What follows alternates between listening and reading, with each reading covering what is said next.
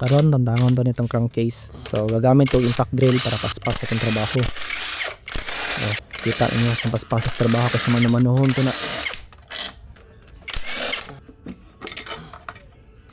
Tapos karon tantangon na to ang pulley set. So nagamit ko kuan dala 22 mm nga socket. So check na to. Okay, goods. Damage. Uyogon jud to na siya guys, kung sabag ikay na siya ilisanan jud na siya. Especially sa pulley set ang itong ilisa kaniyo, slider piece. Check na to. Guys. Kana siya, di na siya dapat gawas, dapat kapugong jud na siya inigbirahon na nimo. Inato basta inato gani. Ilisanan to siya. Sa karon natay weighing scale kaya tong timbangon ng bula.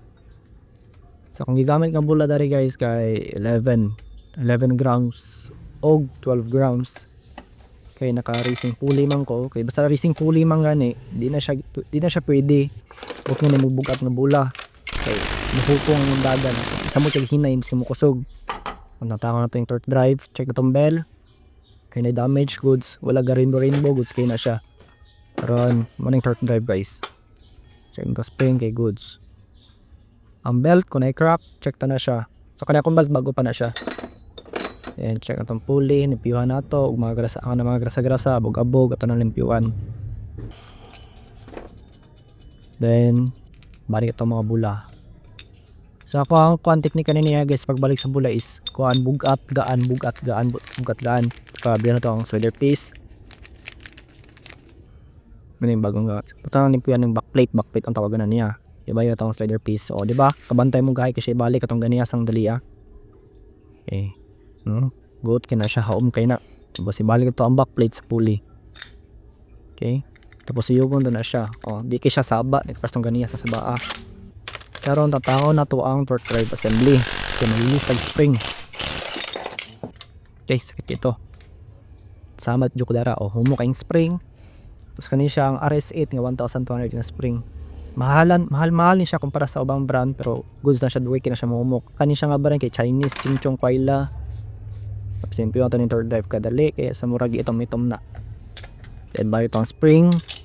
Okay. Itong stall ko sakit kina siya ibalik kasi kinalan juga dua ka paano na mangusog juga tama na. Okay. Mano-mano to na siya glock balik dito na siya yung tirahon dayon ng impact kay madaot ang mga thread. Pag malak na nimo, ayan anim na siya tirahon o kanang impact drive. Impact drill. Okay. Makakuha na siya tulo or 4 tirahan. And check, okay, good, wala kulang. Ipias din shafting, kay butingan to na siya grasa. Aron kaning bushing, butingan to na grasa pod. Hindi siya dapat uga. Kung uga gina siya, mag metal to metal contact na siya dahil kay mag wear and tear ang mga mga parts. So dara sa bangag butingan to na siya kuan.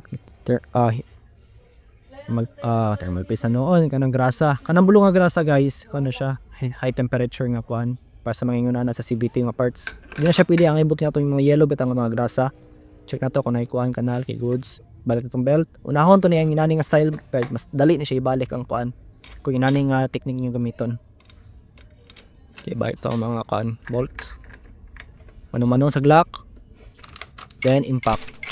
Diba, dali na kayo.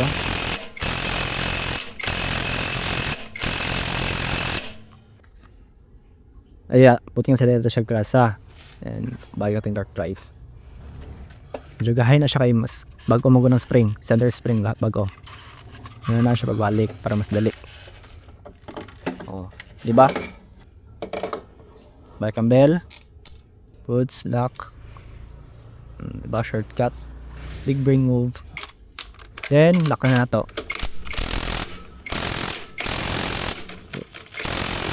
Sakto lang ang pag-lock para nila kay. Di ba pwede siya yung kinalag kuhan kayo kusog. Bayo itong crankcase. Okay, bayo itong mga bolts. Bang. Badala kayo. Kinalan dyan mo 10 minutes, 15 minutes para magkuhan mo sa CVT guys. Na kayo mo kinalag half a day para maglimpyo lang.